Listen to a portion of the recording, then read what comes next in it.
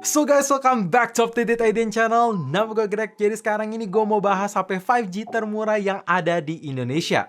Tapi dengan catatan sampai pas video ini dibuat, yaitu Poco M3 Pro 5G.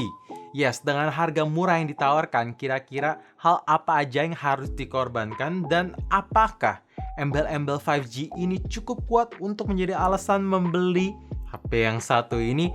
Wah, langsung aja gue mau bahas kelebihan dan kekurangannya selama 1 bulan full menggunakan HP ini sebagai daily driver. Let's check it out. Hal pertama yang sangat menjanjikan atau key selling point dari HP ini nggak lain nggak bukan ada di konektivitas yang support 5G. Yes, memang walaupun koneksi 5G masih terbatas baru hadir di beberapa kota dan untuk speednya masih belum sekencang yang kita tahu kayak 1000 megabit per second. Tapi kalau misalkan kalian kebetulan lagi nyari HP di budget segini dan nanti gantinya tunggu rusak dulu, gak ada salahnya HP ini bisa jadi alternatif yang pas. Karena yang penting udah feature ready. Begitu koneksi 5G sudah meluas di seluruh Indonesia, HP kalian udah kebagian tanpa harus ganti baru lagi. Dan by the way, ini support dual 5G juga, cocok buat kalian mau pakai 2 nomor dalam satu HP. Buat kalian nyari HP dan pengen punya performa ngebut minimal bisa dipakai sampai 2 tahun mendatang, ya chipset MediaTek Dimensity 700 ini gak kaleng-kaleng. Beneran ngebut untuk di segmen segini. Ya, gue pakai game Genshin Impact bisa berjalan dengan baik. Bahkan kalau di push ke settingan high plus 30 fps masih bisa berjalan. Walaupun gak lock sampai 24, ya masih rentan di 18-22, tapi at least bisa playable. Dan untuk suhu yang didapat ketika gua main menggunakan full cellular data, MediaTek makin kesini makin membaik, makin adem cuy. Untuk suhu nggak lebih dari 42,5 derajat ketika dimain berjam-jam. Menurut gua ini kemajuan yang sangat luar biasa. Oh ya, by the way, untuk game PUBG masih belum support smooth extreme. Ya, supportnya di balance ultra aja untuk settingan tertinggi. Memang rada disayangkan, gue berharap banget semoga di next MediaTek dan Tencent atau Xiaomi minimal bisa nge-push mereka berdua untuk kolaborasi memberikan settingan smooth extreme tersedia di HP ini. Karena sayang banget, ya chipset MediaTek Dimensity 700 ini sangat capable untuk terima settingan grafik yang lebih tinggi lah ya. Di bagian layar HP ini menimbulkan pro cons yang cukup membingungkan buat gua pribadi. Kenapa? Biar gua bahas kelebihannya dulu. Memang HP ini di bagian layar punya banyak kelebihan. Ada 4. Pertama, refresh rate sudah support di 90 Hz. Resolusi support di Full HD Plus yang tajam jadi nggak pixelated. Desain menggunakan dot display atau punch-hole dengan ukuran notch yang relatif kecil jadi kelihatan kekinian dan keren. Terakhir, untuk lapisan kaca layarnya sudah support Corning Gorilla Glass 3 plus dapat free screen protector bawaan. Tapi untuk kekurangannya ini agak bertolak belakang dengan kelebihan tadi, terutama di bagian refresh rate. Memang ini 90 Hz dynamic refresh rate, artinya refresh rate itu bisa di-adjust sesuai sistem berdasarkan penggunaan kita. Tapi untuk sistem adjustmentnya tuh menurut gue rasanya masih kurang tepat.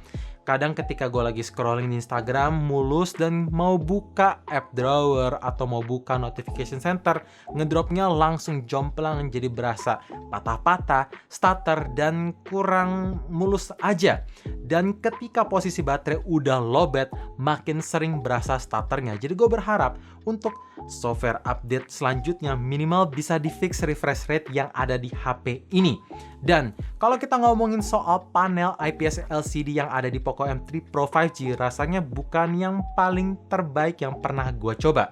Karena ketika gue melakukan sedikit pembandingan dengan Realme 8 5G, wah ini tuh pucat dan kurang cerah aja. Memang kalau misalkan dalam segi brightness kita compare dengan Poco M3 sebelumnya, dapat peningkatan 100 nits lebih tinggi. Dari sebelum 400 nits sekarang menjadi 500 nits. Tapi seiring gue pakai di bawah kondisi cerah outdoor dan lagi ngebaca teks dan backgroundnya putih, wah itu harus ditutup pakai tangan dulu baru teksnya mulai kelihatan. Jadi gue berharap untuk panel layarnya bisa diganti ke Super AMOLED kayak Redmi Note 10 dan brightness-nya otomatis juga bisa ikutan naik sih. Ya, itu aja. Dan oh ya, dalam segi multi-touch ataupun touch issue, tidak ada yang aneh. Touch-nya akurat, multi-touch aman, pokoknya aman banget. Desain HP ini tuh beda banget. Memang kalau misalkan kita compare dengan Poco M3 sebelumnya, yang menjadi pembeda ada di aksen bawahnya. Tapi somehow terlihat catchy, apalagi dalam pemilihan warnanya pun juga Poco juara. Ini gonjreng. Tapi somehow ada reflektif yang ala-ala metalik, jadi kelihatan makin keren aja. Oh ya, untuk bahan material tentu masih menggunakan polikarbonat, tapi untuk build quality-nya sendiri menurut gua udah solid. Sampai-sampai ketika diketok, ini kayak berasa kaca asli sih. Tapi tentu ada dua kekurangan yang harus kalian tahu di bagian bodinya. Pertama, desain HP yang dibuat seperti finishing glass lock, ketika mau dipakai tanpa casing dan ada sedikit baret-baret, ya bakalan ada ninggalin goresan. Kalian udah tahu lah ya. Jadi make sure pakai casing. Dan kekurangan keduanya, jangan pakai casing bawaan karena rentan cepet jamur. Ya, dalam sebulan pemakaian casingnya itu udah jamur. Nanti kalau misalkan jamur akan bikin HP ini terlihat kurang menarik, padahal yang kotor casingnya. Jadi make sure modal sedikit untuk beli third party casing supaya nambah kegantengan dan nambah keamanan aja sih. Jujur untuk perekaman video yang ada di HP ini tuh bikin gua kaget. Kaget bukan karena jelek, tapi karena perekaman video di kamera depan dan belakangnya tersedia IIS yang sangat stabil. Bahkan saking stabilnya ketika gua lagi record pakai kamera belakang dan lagi mau panning kiri kanan, itu panningnya agak kaku kayak robot. Gue berharap dalam segi panning semoga bisa diimprove lewat software update mendatang supaya lebih smooth, jadi terlihat lebih natural aja. Oh ya, untuk jitter juga sangat minim. Dan untuk kamera depan, ketika kalian mau ngevlog, background yang ditangkap pun juga masih terlihat cukup jelas. Jadi intinya HP ini tuh bisa dipakai untuk bikin konten langsung tanpa harus peralatan atau tanpa harus modal peralatan lainnya. Jadi HP ini aja beneran cukup. By the way, untuk fitur slow-mo dan time-lapse juga tersedia ya. Sayang banget dengan harga yang murah, kapasitas baterai di HP ini tuh harus di downgrade. Ya, dari sebelumnya Poco M3 menggunakan 6000 mAh, sekarang di Poco M3 Pro 5G jadi 5000 mAh atau dapat penurunan sebesar 1000 mAh. Yang kalau ditanya apakah deal breaker, jawabannya ya cukup deal breaker. Masalahnya gini, ketika kita udah tahu kapasitas baterai yang ada di Poco M3 aja udah awet, dan tahu HP ini turun 1000 mAh, otomatis ekspektasi akan menurun sedikit. Dan kalau ditanya apakah ngefek ke penggunaan setiap hari, ya cukup ngefek walaupun tetap bisa bertahan seharian penuh ketika kalian mau pakai dengan pemakaian yang sangat intens. Tapi satu sisi, dengan kapasitas baterai yang menurun, ngecharge-nya jadi bisa lebih cepat. Lah kok gitu bang? Kan sama-sama masih support di 18W fast charging. Ya karena itu tadi, kapasitasnya kan turun 1000 mAh. Jadi otomatis ketika gue melakukan ngecharge daya dari angka 8-100% dalam keadaan airplane mode dan menggunakan brick charger bawaan, makan waktu 1 jam 49 menit aja. Jadi nggak nyampe 2 jam. Ya pro cons-nya ada lah ya. Satu fitur yang selalu kebanyakan di request sama netizen Indonesia bisa hadir, yaitu NFC. Jadi ini merupakan langkah yang bagus dari Xiaomi atau Poco untuk menggait banyak orang, khususnya buat kalian yang sering menggunakan e-money. Karena kalau misalkan mau ngecek saldo ataupun top up saldo, bisa langsung dari HP tanpa harus ke gerai offline manapun. Jadi intinya Xiaomi tuh mau bikin hidup kalian lebih gampang lah ya. Sayang banget satu fitur underrated yang jarang hadir di harga 2 jutaan resmi hilang dari seri Poco M. Dari seri M-nya Poco, lebih tepat kayak gitu. Yaitu stereo speaker. Ya, di Poco M3 kemarin menggunakan stereo speaker yang sangat imersif karena suara yang keluar itu dari kiri kanan. Jadi lebih stereo. Dan di HP ini harus kembali lagi ke single bottom firing speaker yang posisinya ada di bagian kanan bawah. Memang dalam segi kualitas suara nggak jelek-jelek amat, tapi ya itu tadi, nggak stereo aja. karena suara yang dihasilkan dari satu aja atau lebih tepatnya mono. Dan untuk bass yang dihasilkan pun menurut gue masih kurang. Jadi ketika gue pengen denger lagu atau pengen nonton main game yang lebih imersif, mesti colokin headset atau earphone kabel. Ya minimal port jack 3.5 masih tersedia lah ya. Dan buat kalian penasaran sound quality HP ini gimana, langsung pasang earphone dan headset dan gue pasang di volume 100%.